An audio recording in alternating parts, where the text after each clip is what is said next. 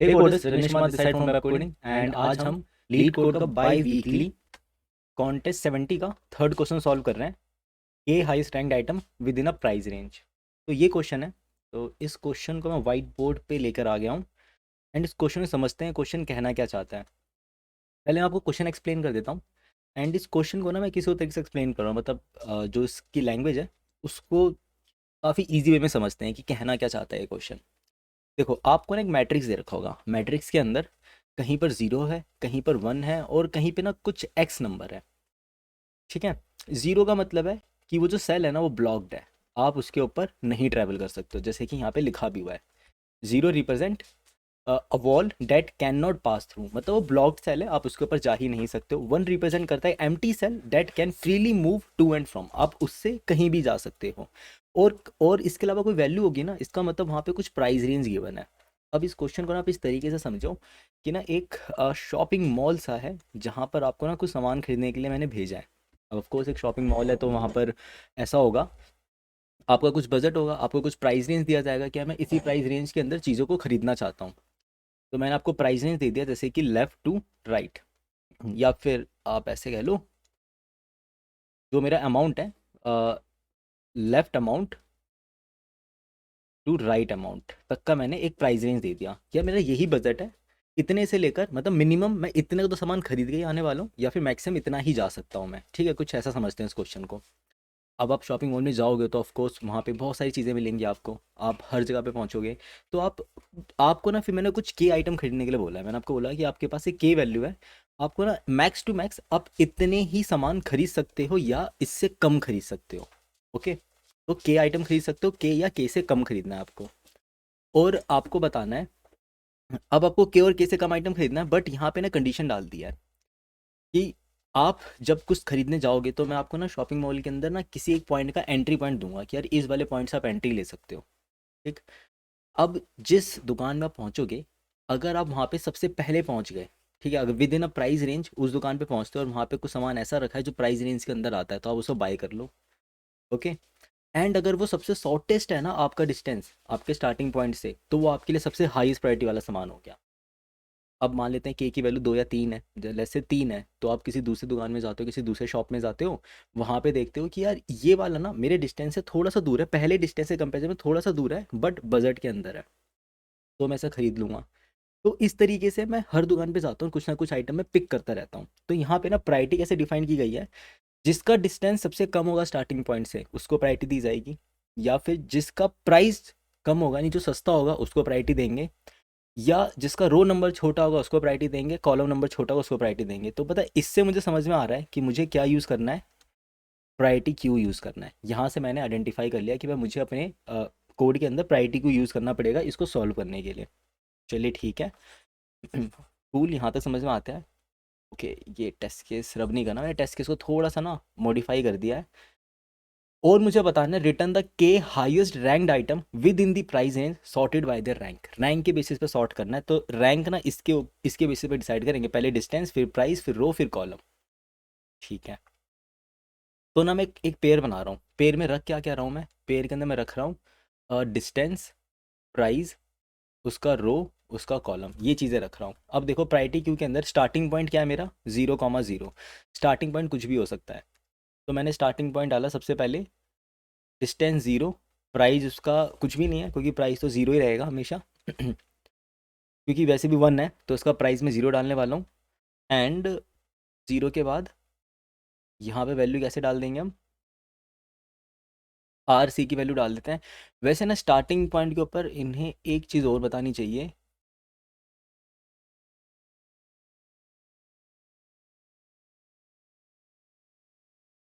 ठीक है। अब स्टार्टिंग पॉइंट में उन्होंने एक बात क्लियर नहीं करी है क्वेश्चन के अंदर, क्या ऐसा हो सकता है कि जो स्टार्टिंग पॉइंट है वो किसी ऐसी वैल्यू से स्टार्ट हो जाए जो मैं पहले खरीद सकता हूँ, यानी उस अमाउंट को मैं पहले से पिक कर सकता हूँ, वो तो मेरे बहुत रेलेवेंट हो जाएगा। तो उन्होंने बताया नहीं है। तो फिर भी हम अपने कोड के अंदर इस चीज़ को मेंशन करेंगे कि अगर जो प्राइस है ना, यहाँ पर रखा हुआ प्राइस है, अगर ये प्राइस मेरे विद इन द रेंज आता है, मतलब यहाँ पे जो वैल्यू रखी होगी। वैसे एक बात कंफर्म है, हम इसको कैसे हैंडल कर पाएंगे, इसके लिए मुझे इसका कंस्टेंट देखना होगा। कंस्टेंट के अंदर देखते हैं प्राइस की वैल्यू कहाँ से लेकर कहाँ तक वेरी कर सकती है, वहाँ से क्लियर हो जाएगा। कंस्टेंट के अंदर प्राइस की जो वैल्यू है लोअर हाई की वैल्यू 2 के ऊपर ही रहने वाली है। हाँ तो हो गया सॉर्टेड। अब देखो कैसे सॉर्टेड हो गया। मैं आते ही ना प्राइस यहाँ पे 1 डाल देता हूँ, क्योंकि मुझे पता है कि जो प्राइस की रेंज है ना उसके रेंज के अंदर तो आने से रहा, तो इसके बाद सारे केस हैंडल हो जाएंगे कि इन केस अगर मेरा स्टार्टिंग पॉइंट किसी ऐसे पॉइंट से स्टार्ट कर दिया गया जहाँ पर वैल्यू कुछ और होगी, 1 के अलावा कुछ और होती, 3 या 5 होता, लेट से यहाँ पे मेरी वैल्यू होती 3, तो मेरे लिए सबसे शॉर्टेज डिस्टेंस यही होता भाई, 0 डिस्टेंस पे मुझे 3 वैल्यू पिक करने को मिल गया, तो ये तो मेरा एक आंसर बन जाता ना। इसी वजह से मैं इस वैल्यू को यहाँ पे पुट कर रहा हूँ, 1 को मैंने पुट कर दिया। अगला एलिमेंट क्या होगा यहाँ पर, अगला एलिमेंट मैं पिक करता हूँ रो, रो इसका 0 है, कॉलम इसका 0 है, तो ये है मेरी वैल्यू 1। इसको मैंने रिमूव करा। अब मैं अपने सारे नेबर डालता हूँ, मेरे 2 नेबर हैं, राइट क्यों में 2 नेबर होंगे, चारों डायरेक्शन मूव करूंगा मैं। अब 2 नेबर में ना एक नेबर 1 है, एक नेबर 0 है, 0 पे मैं जा नहीं सकता तो 1 पे जाता हूँ मैं। डिस्टेंस कितना, 1 के साथ, प्राइस 1, कॉलम 0 1, ये मेरा एलिमेंट 2 है, इसको मैंने रिमूव करा, तो 0 1 2 3, 0 1 2 3। अब इसे रिमूव करा। इसके बाद मैंने फिर किसको डाला, इसके बाद मैंने डाल दिया डिस्टेंस 2 के साथ, प्राइस 1 के साथ, 0 2 के साथ एक और एलिमेंट डाल दिया, इंडेक्स, और थर्ड एलिमेंट डाला इस वाले एलिमेंट को। अब ये भी मेरे रेलिवेंट नहीं है, इसको रिमूव करेंगे। इसको रिमूव करेंगे तो अब मैं किस किस को डालूंगा, मैं 2 लोगों को डालूंगा। मैं सबसे पहले डालता हूँ डिस्टेंस 3 के साथ, वैल्यू 1, 0 1 2 के साथ एक वैल्यू डाली, और एक और वैल्यू डाल दी यहाँ पर, एक वैल्यू और डाल दी हमने, डिस्टेंस 3, प्राइस 7, वैल्यू है 0 3। एक ही एलिमेंट डलेगा 7 वाला। पर इन दोनों में पहले कौन रिमूव होगा, ये 4 वाला पहले रिमूव हो जाएगा। ठीक है, ये इस पर नंबर क्या लिख रहा हूँ 1 2 3 4, ये बता रहा हूँ कि प्रायोरिटी क्यू में से किस ऑर्डर में से कौन सा सेल बाहर आएगा। तो ये वाला एलिमेंट अब मेरा बाहर आया। अब इसने किसको डाल दिया, इसने डाला होगा 1 वाले ने, 1 2 ने डाला होगा इन दोनों एलिमेंट को, इन दोनों 4 4 को डाल देगा। अब वैल्यू डलेगी यहाँ पर डिस्टेंस 4 के साथ, वैल्यू प्राइस 4, 1 3, और डिस्टेंस 4 के साथ 2 2 डाल दिया। कोई भी पहले बाहर निकल सकता है, क्योंकि इसमें ना अब डिस्टेंस के हिसाब से देखा जाए, डिस्टेंस के हिसाब से 3 सबसे छोटा एलिमेंट है, मैं 3 को पहले बाहर निकालूंगा 5th नंबर पे, क्योंकि पहले डिस्टेंस को ही हम प्रायोरिटी दे रहे हैं, तो डिस्टेंस पहले बाहर निकलता है, 3 वाला एलिमेंट बाहर निकलता है। बट ये प्राइस मेरे लिए रेलिवेंट है ही नहीं, क्योंकि मेरे को प्राइस की रेंज दे रखी है 2 से 3, मेरा बजट ही 2 से लेकर 3 रुपये तक का है, 2 रुपये से लेकर 3 रुपये तक का सामान खरीद सकता हूँ, और ये बजट में आता ही नहीं है। कोई बात नहीं, आगे चलते हैं। तो मैंने अब इसको जैसे रिमूव करा 5 वाले को, तो अब ये 7 वाला ना इस एलिमेंट को नहीं डाल सकता है, इसके लिए ना मुझे कुछ करना पड़ेगा, मुझे रखना पड़ेगा विजिटेड। एक विजिटेड रखूंगा जिससे मुझे पता लग जाए कि मैं कौन कौन से एलिमेंट को ऑलरेडी क्यू के अंदर, यानी प्रायोरिटी क्यू के अंदर पुट कर चुका हूँ। तो इस काम को करने के लिए हमें रखना पड़ेगा यहाँ पर, यहाँ से हमें आइडिया लगता है कि इस काम को करने के लिए हमें रखना पड़ेगा एक विजिटेड का एरे। तो मैं एक विजिटेड का एरे बना लेता हूँ।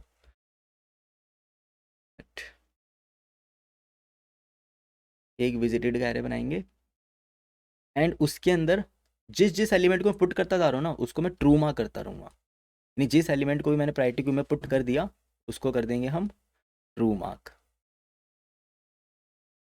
ये एलिमेंट, ये एलिमेंट, ये एलिमेंट, देखो ये ट्रू मार्क हो जाएगा, ये ट्रू मार्क हो गया, ये ट्रू मार्क, ये ट्रू मार्क, ये ट्रू मार्क, ये ट्रू मार्क, ये ट्रू मार्क।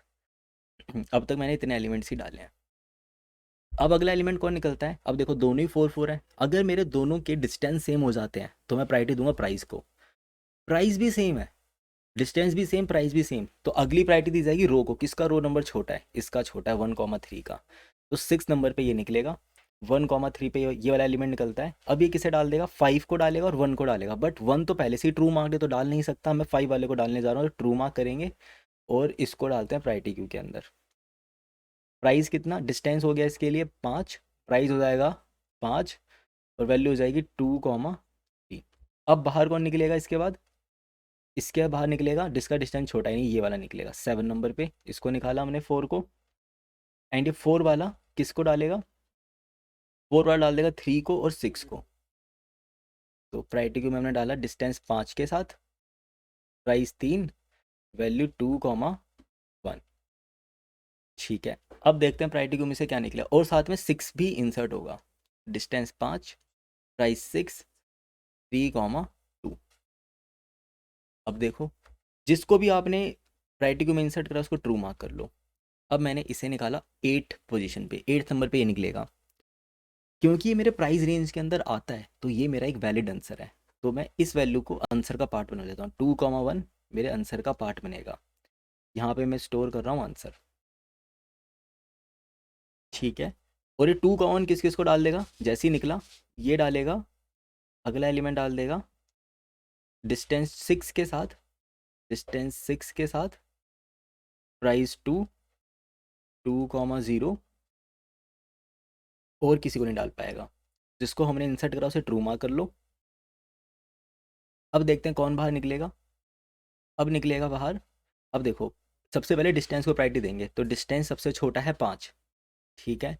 अब दो 5 डिस्टेंस वाले लोग हैं तो मैं प्राइस को प्रायोरिटी दूंगा। प्राइस किसका कम है, 5 इस वाले का कम है, 2,3 वाले का प्राइस कम है। तो इसको बाहर निकालोगे आप 9th नंबर पे। इसको बाहर निकाला मैंने 9th नंबर, क्योंकि जब डिस्टेंस सेम होता है तो आप प्रायोरिटी दोगे। ये देखो यहाँ पे दिख रहा होगा आपको, जब डिस्टेंस सेम होता है तो किसको प्रायोरिटी दी जाती है, इसको बाहर निकाला मैंने।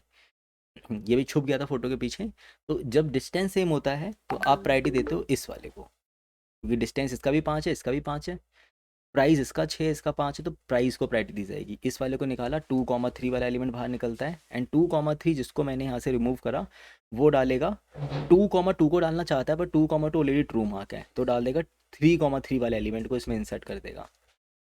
तो अब मैं यहाँ पर डिस्टेंस 6 के साथ, प्राइस 4 के साथ 3,3 को इंसर्ट करता हूँ। ठीक है। अब देखते हैं कौन बाहर निकलेगा। अगला एलिमेंट बाहर निकला, ये मेरे रेलिवेंट है नहीं क्योंकि प्राइस ज़्यादा है। तो अब निकला ये 5,6 वाला 10th नंबर पे। बट ये भी रेलिवेंट नहीं है क्योंकि 3,2 वाला एलिमेंट अब किसी को वैसे भी नहीं इंसर्ट कर सकता, क्योंकि सब ट्रू मार्क्ड है। बट ये मेरे रेलिवेंट भी नहीं है तो किसी को इंसर्ट नहीं कर पाएगा ये। अगला एलिमेंट निकलता है, दोनों का डिस्टेंस 6 है, प्राइस 2 वाले का कम है, तो ये एलिमेंट निकलेगा बाहर 11th नंबर पे। और ये मेरे रेलिवेंट भी है क्योंकि इसकी जो कॉस्ट है, जो उसका प्राइस है, विद इन द रेंज है। तो 2,0 मेरे लिए एक वैलिड आंसर हो गया। ये किसी को डाल पाएगा, नहीं, ये किसी को नहीं डाल पाएगा। अब लास्ट में निकलता है 12th नंबर पे 6,4, मतलब 6 डिस्टेंस 4 प्राइस के साथ 3,3 वाला एलिमेंट। ये भी किसी को नहीं डाल पाएगा और मेरे रेलिवेंट भी नहीं है। तो मेरा आंसर बना ये, और इसका आंसर भी यही आने वाला था। ठीक है। मैंने कुछ एक्स्ट्रा ऐड करा था बट उस एक्स्ट्रा ऐड से आंसर को कोई इफेक्ट नहीं आता।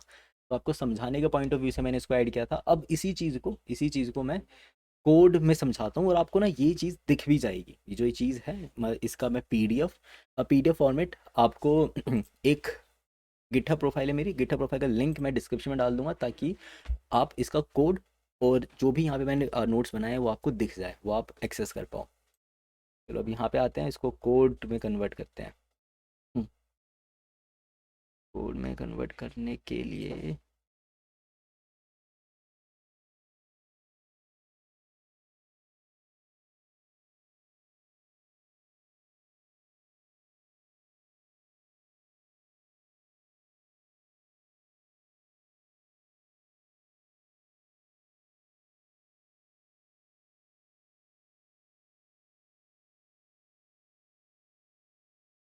चलिए, तो यहाँ से स्टार्ट करते हैं। जैसा कि मैंने आपको बताया था, हमें इसके अंदर एक क्लास बनानी पड़ेगी। तो ऑफ कोर्स क्लास प्राइवेट होनी चाहिए, क्लास पेयर। और इस प्राइवेट क्लास के अंदर मुझे क्या क्या रखना होगा, डिस्टेंस, एंड वैसे प्राइस रखने की ज़रूरत नहीं होती है, इवन डिस्टेंस रखने की ज़रूरत नहीं है, इसको बिना क्लास के भी करा जा सकता है। तो एक सेपरेट वीडियो बनेगी जिसके अंदर बिना क्लास बनाए काम कर दूंगा, बस प्रायोरिटी क्यों के अंदर मुझे एक इंटीजर रखने की ज़रूरत है। उस एक इंटीजर का यूज़ करके हम बाकी सब कुछ फिगर आउट भी कर सकते हैं। फिर भी अभी के लिए इजी टू अंडरस्टैंड करने के लिए मैं क्लास के अंदर सारे रेलिवेंट इन्फॉर्मेशन यहाँ पे पुट कर रहा हूँ ताकि हमको ईजिली समझ में आ जाए। तो प्राइस रखना होगा इसके लिए, प्राइस 0, रो 0, कॉलम 0। एंड एक फंक्शन बना लेते हैं इसका,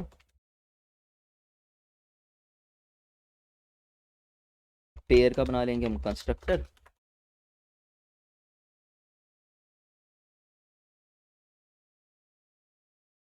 डिस्टेंस, प्राइस, रो, कॉलम। इसको रो को कॉलम लिख लेते हैं, प्रॉपर लिख लेते हैं। Row column, this dot distance equal to distance, this dot price equal to price, this dot row equal to row, and this dot column equal to column. अब मुझे अपने इस पेयर क्लास को बताना पड़ेगा कि अपने आप को ना किस तरीके से प्रायोरिटाइज करेगा, मतलब ये जो कंपेरेटर, ये जो क्लास है ये अपने आप को किस तरीके से कंपेयर करेगा। इसके लिए मुझे कंपेरेबल फंक्शन इंप्लीमेंट करना होगा, तो मुझे यहाँ पे लिखना पड़ेगा इम्प्लीमेंट्स कंपेरेबल पेयर। अब क्योंकि मैंने इसके अंदर इम्प्लीमेंट करा है कंपेरेबल, तो मुझे लिखना पड़ेगा पब्लिक इंट, इंट के साथ रिटर्न टाइप इसका इंट हो जाएगा कंपेयर टू, और एक पेयर पास करेंगे इसके अंदर हम पेयर दर के नाम से। तो if this dot distance is not equal to other dot distance, return this dot distance minus other dot distance.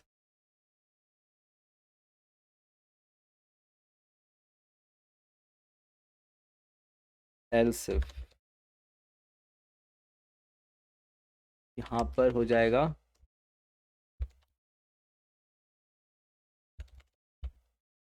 This dot price minus other dot price, return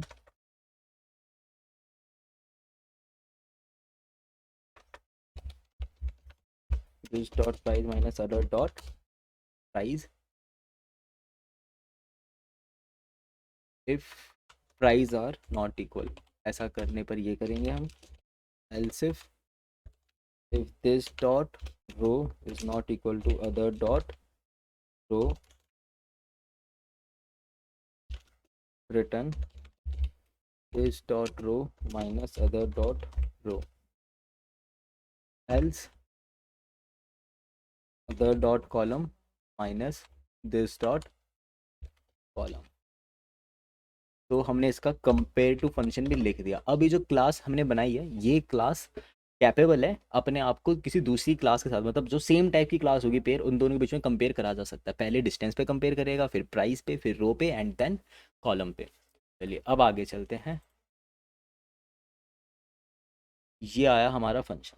तो यहाँ पे मुझे करना क्या चाहिए, यहाँ पे मुझे बनाना चाहिए priority queue of pair E Q equal to new priority queue. बाकी इसमें और कुछ करने की हमें जरूरत नहीं, प्रायोरिटी क्यू इम्प्लीमेंट कर लिया। एंड मुझे यहाँ पर एन चाहिए होगा, एन मुझे बता देगा मेरे पास कितने रोज हैं।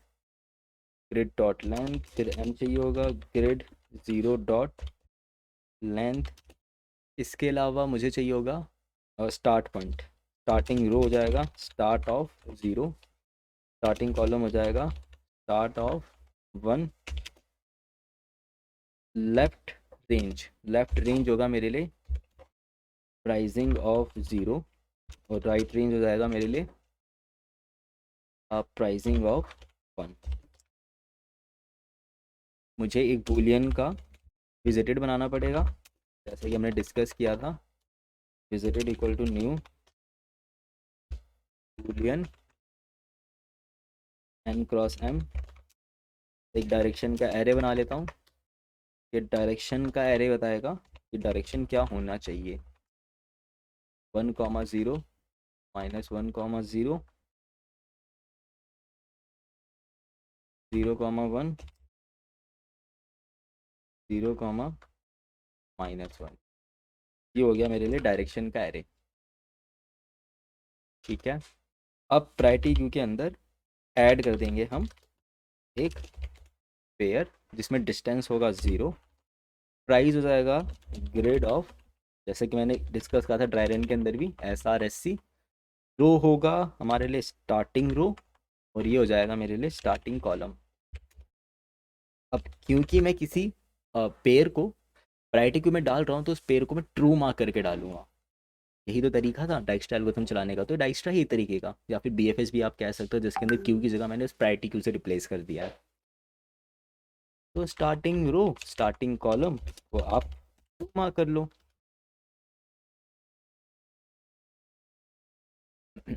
जस्ट अ मिनट, ये रेड क्यों दिखा रहा है?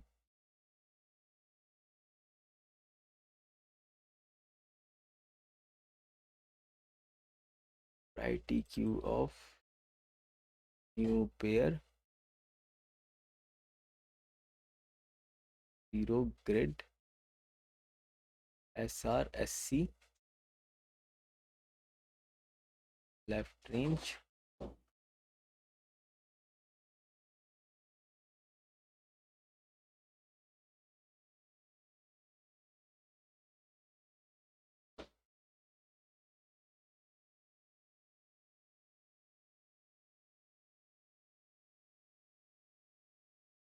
ये एरर आ रहा है, this type of Java util dot abstract collection cannot be resolved, it is indirectly referenced from a required dot class file.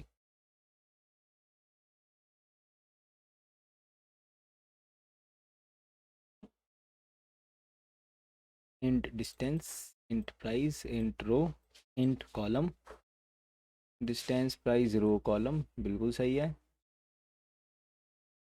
और यहाँ पर भी है, कैसे दिक्कत तो नहीं आनी चाहिए, जस्ट मैं एक चेक लगा रहा हूँ मैं, एक कुछ और प्रॉब्लम है। कंपाइल करेंगे तो पता लग जाएगा। चलो अभी आगे चलते हैं।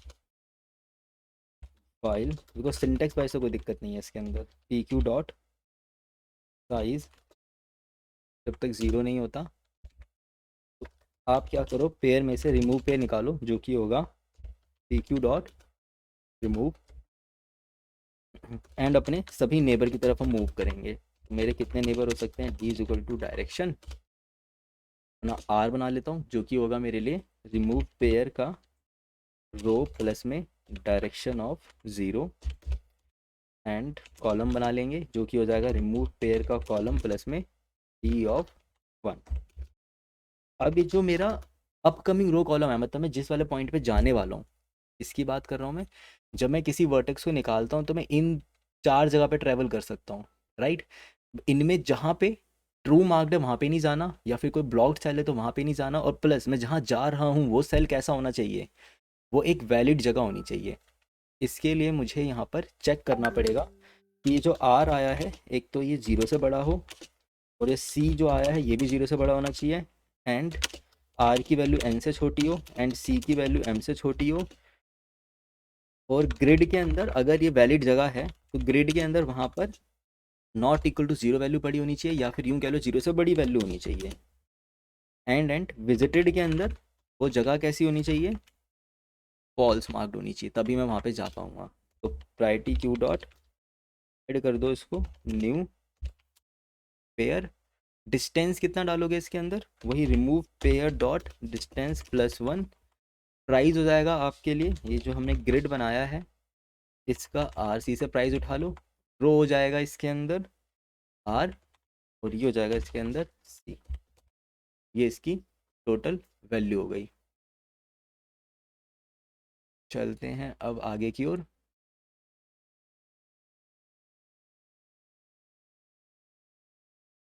तो चीज़ें कट करके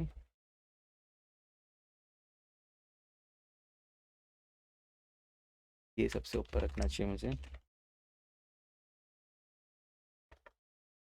आती सबसे पहले सारी वैल्यू निकाल ली, ग्रिड एन एम निकाल लिया, एस आर निकाल लिया, एस सी निकाल लिया, लेफ्ट रेंज राइट रेंज, ठीक है।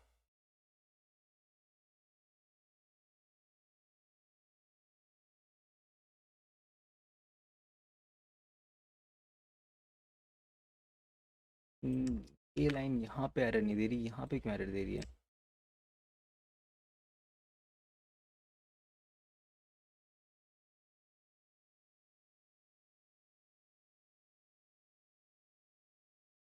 Q dot add,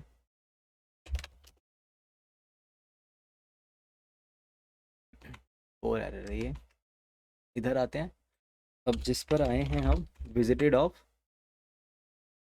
R C को मैं ट्रू मार्क कर लेता हूँ। अब यहाँ पे ना मुझे अपना आंसर रिटर्न करना है, तो आंसर बना लेते हैं। आंसर हमारे लिए कैसा होगा? आंसर हो जाएगा list of integer, answer equal to new array list. अब आंसर का पता कैसे लगेगा? जब भी आप किसी पेयर को निकालोगे, आप चेक करोगे जो पेयर निकला है, एक तो सबसे कम डिस्टेंस के साथ निकला होगा, अगर डिस्टेंस बराबर है तो कम प्राइस के साथ निकला होगा, अगर प्राइस भी बराबर है तो कम रो, अगर वो भी बराबर है तो कम कॉलम के साथ निकला होगा। तो यहाँ पे आके मुझे क्या चेक करना चाहिए?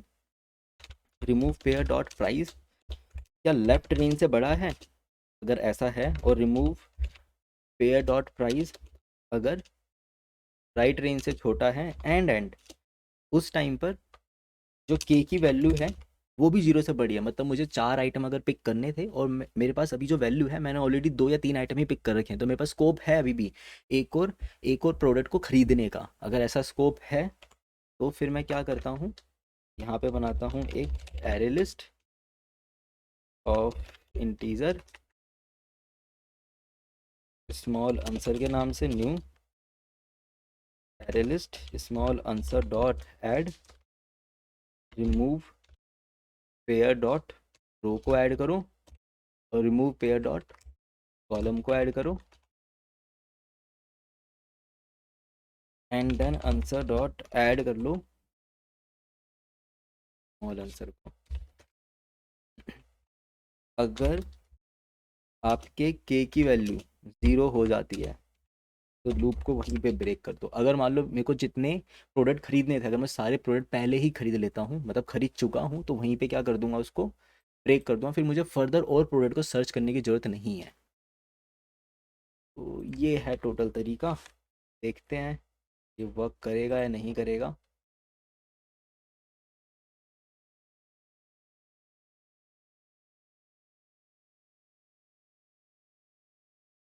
एक कस्टम इनपुट बना रखा है, पहले इस पे चला के देख लेते हैं। कस्टम पे सही आया। सैंपल भी यही था इसका, होपफुली पास। ओके, कोड हमारा हो गया पास। तो ये इसका सॉल्यूशन है। तो मैं इस सॉल्यूशन को कर देता हूँ अपडेट, ताकि मैं आपको दिखा पाऊँ कि गिटहब पे कहाँ मिलेगा। सो गिटहब के ऊपर अभी एक फ़ाइल बनाई है, और साथ में अपने नोट्स भी यहाँ पे पोस्ट करता हूँ, नोट्स भी डाल देता हूँ इधर।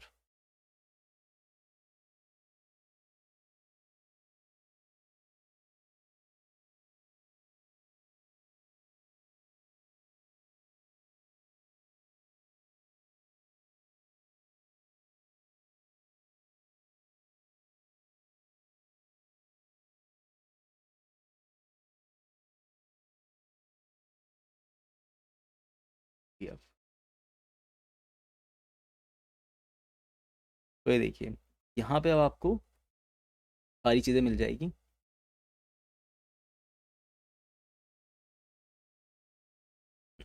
आपको इसका PDF फॉर्मेट भी मिल जाएगा। तो जब आप PDF पे क्लिक करोगे एंड इसका कोड ओपन कर लेते हैं, 2146। ये इसका पूरा PDF हो गया, जो भी मैंने यहाँ पे एक्सप्लेन करा यहाँ पर आ गया। और ये इसका कोड यहाँ पे आपको मिल जाएगा, जिसका लिंक मैं डिस्क्रिप्शन में डाल दूंगा। तो मैं आपको ना इस पेज का लिंक देने वाला हूँ, इसका लिंक। ठीक है, तो इसका लिंक मैं आपको यहाँ पे कॉपी करके देता हूँ, ताकि आप यहाँ तक आराम से पहुँच पाओ, और आपको अगर कोड रेफर करना हो तो आप यहीं से रेफर कर लोगे।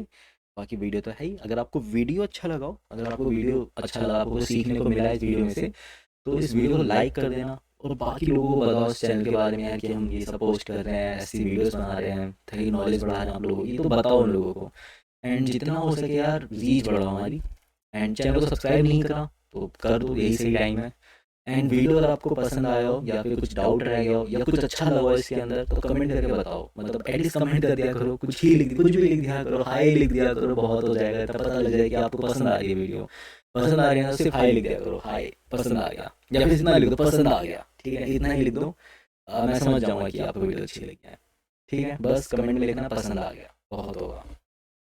मिलते हैं नेक्स्ट वीडियो में।